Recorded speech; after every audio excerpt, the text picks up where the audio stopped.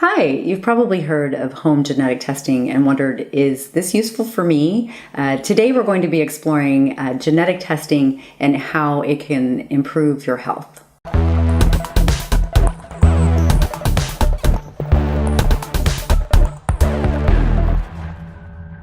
Hi, welcome to Sage Health TV, a show where we give you tools and solutions on optimizing your health and wellness. I'm Dr. Angila Jaeggli, and today I'm here with my friend and colleague, Dr. Laurie Marti. Dr. Marti is a family practice doctor who also specializes in integrative medicine. She is an incredible physician.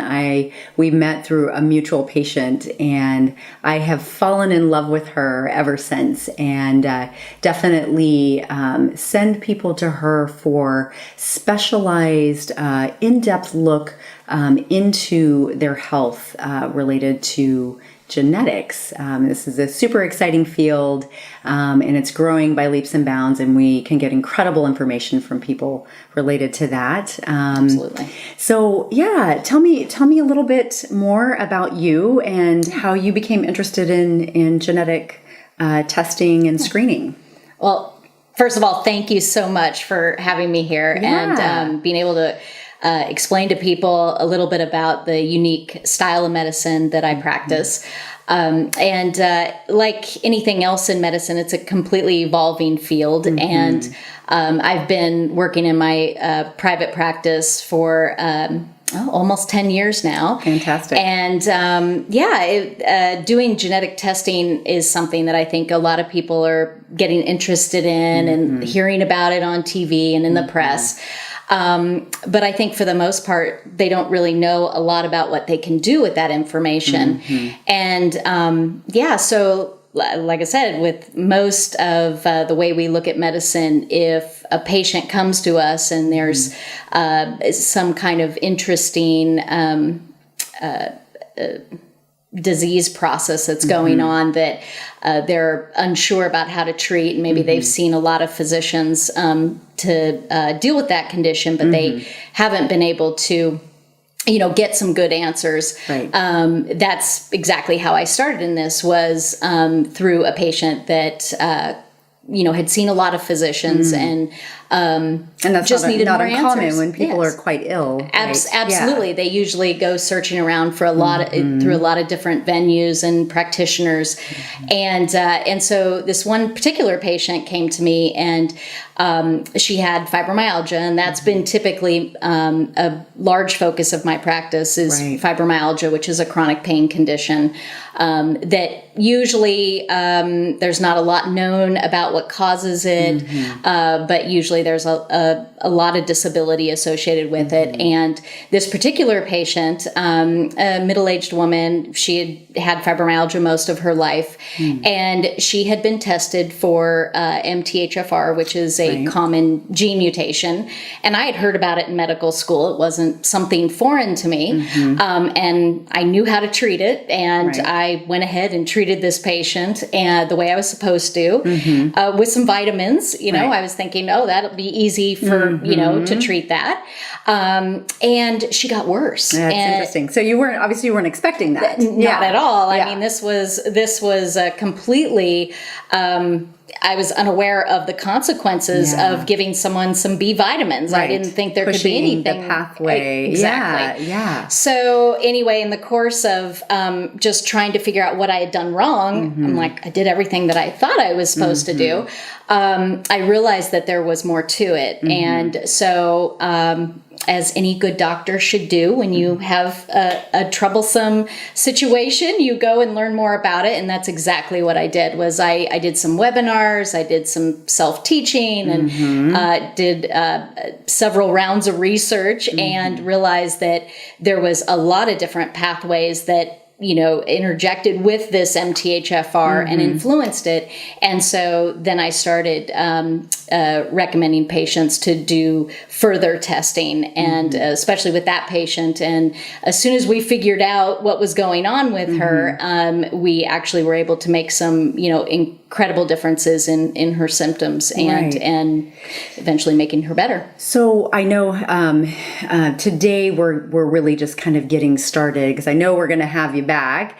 But today, kind of the basics, if we're talking about like MTHFR is one type of genetic SNP or SNP that people might just kind of starting to educate people about the lingo, right? And that if somebody has a mutation in this particular SNP or genetic mutation, that certain nutrients, like they might have a greater need for certain nutrients, or that you have to better regulate other types of nutrients that they might, like you meant, like you found, they have difficulty with processing that. So kind of when you're looking, so you're not only looking at that one, but multiple of these SNPs and how they all interact together. So it gets really complicated. It can, absolutely. And each one of these mutations are a topic all in of themselves, which I would love to at some point come back and be able to discuss those.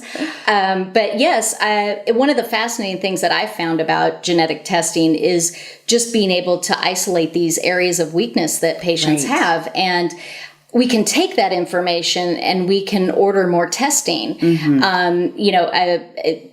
Something very interesting that comes along is susceptibility to environmental toxicity. And again, all of its own topic, but as you look at the things that people are exposed to, heavy metals, various carcinogens of many types, we can actually discover if a person is susceptible to the toxicity from those.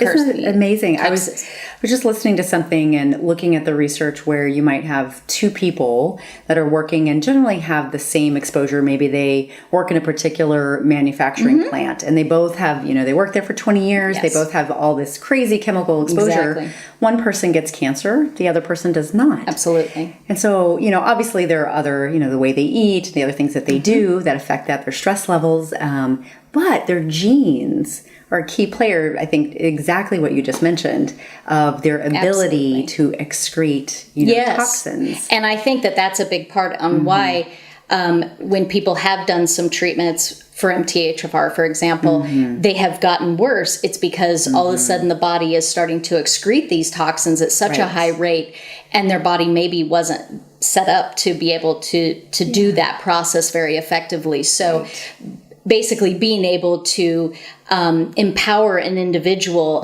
based on their individual chemistries and genetics, and be able to put that all together so that you're able to get them to do the detoxification and the treatments much more effectively and safely and with much better outcomes. Yeah, it truly is it's a specialized, very individualized medicine. Nobody else is really getting the exact treatment that you're getting, right? Absolutely. So you mentioned fibromyalgia. What other health conditions might benefit from having, being screened in this way? Well, because we know that a lot of clinical conditions have a genetic basis. I mean, there is definitely what I would say there are folks that just want to learn more about their future as far as, being able to prevent diseases that maybe their parents or their grandparents have dealt with. So being more proactive.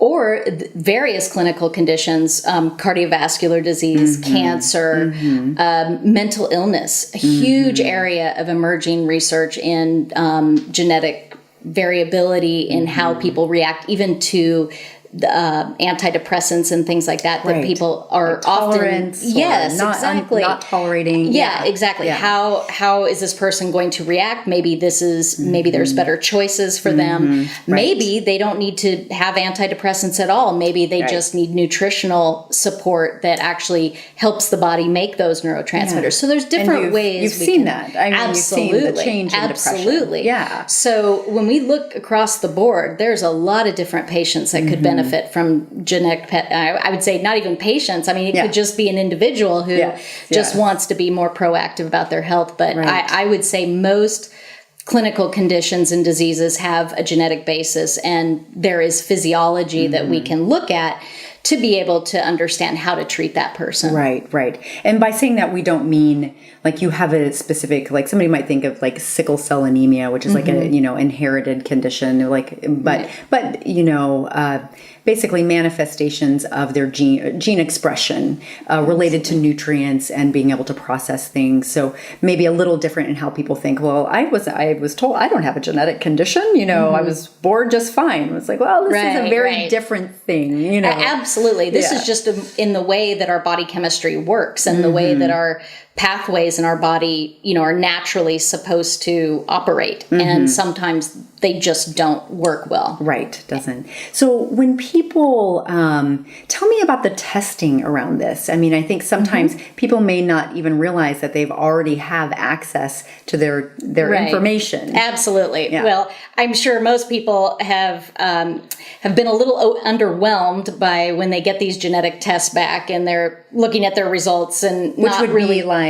23andMe. Exactly. 23andMe, Ancestry.com, and the ancestry is definitely fascinating. Right. However, I think people are expecting more information and they're not getting that. And so basically by taking the information that you can get from doing these tests that most people don't realize, there's an entire mutation file that is available from these tests that most people are unaware of. Right. We take that information and there's websites where you can upload this information and get reports so that you can have a lot more information about, what is the risk patterns that this person has. And so under the proper supervision and guidance, you can be able to understand things that you won't even get from the typical genetic tests. Yeah, it's incredible. And really, I mean, it's ideal, even though people have access to that raw data that can be converted.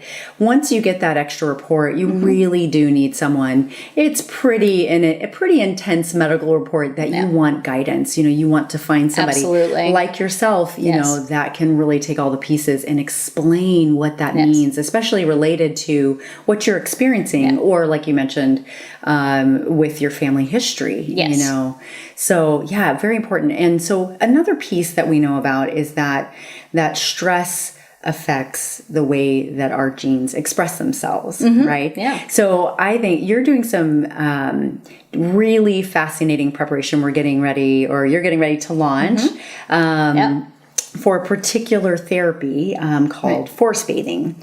So I'd love to touch on that today. I know we're not going to get into too much detail, and that's again another show, right? Of course. But tell me the details, because this is also when we manage stress, we can alter, like in a positive way, the expression of our genes, which is just incredible. It seems like it's a very hard and fast thing, but it can be changed. Well, what you just described is epigenetics, which is a really, it's kind of a buzzword. I mean, people are talking about, what it is that we do in our day-to-day lives that actually affect the way our genes express themselves. And it does matter. What you're born with does not necessarily mean that you're going to have to deal with the consequences of those genes. Right. You can make good decisions and bad decisions. But yes, one of the things that I'm working with is how does stress management play into this modification of our genes? And I was fascinated when I started reading about this concept of forest bathing, which is actually kind of coming into its own, it's thing where therapy. Exactly. So there's like high-end spas and different therapists out there that are starting to incorporate patients into going into an actual forest and being able to just sort of be in the presence of, focusing on themselves and natural environments. However, in places like Seattle here in the Puget Sound, sometimes going into a forest, it may seem like it's easy to do, but the weather is not always conducive, and work schedules, living in the city. Some people don't like bugs, ticks. There are things that probably in forests that we probably don't want to be exposed to. So I kind of got to thinking about how can we take this concept of forest bathing and put it in a controlled environment, sort of mimic that forest and environment with the same health benefits, but in a setting that's much more controlled and probably safer and just logistically easier. And so virtual reality has been sort of an answer to that, because there's been a growing number of applications in virtual reality in medicine, and especially in mental health. Oh, it's fascinating. And so what I've been able to do is find some programs where there's like guided meditation, and then so using the virtual reality to immerse yourself and to actually believe that your brain is fooled into thinking that you're actually in this experience, yet it's a controlled environment. And so controlling the factors that, such as the different compounds that trees make, all these things that they're finding actually have health benefits. And so the applications of this are vast. I mean, when you look at the increasing of natural killer cells, for example, you're looking at helping people that maybe have cancer or cancer risks, and just dealing with the stress of having chronic disease. Something like this could actually help to modify the way that a person's genetics might be able to maybe reduce some of the negative genetic tendencies. So it's another, it's another tool. It's another piece that someone can be educated. It helps them understand, connecting with their body, reducing stress levels, learning how to breathe, learning how to calm their mind, all pieces of this. So exciting. And I look forward to having you back and really getting into details of that, and MTHFR and all the other fun stuff that we have to talk about. So thank you so much for joining us. I always love thank you for having me. And so if you want more information or to make an appointment with Dr. Marti, you can find her at our website, sagemedclinic.com, or at your website as well. And that would be? That's LaurieMartiMD.com, and that's LaurieMartimD.com. Wonderful. Well, thank you again for joining us, and we look forward to seeing you next time. Bye. Thank you.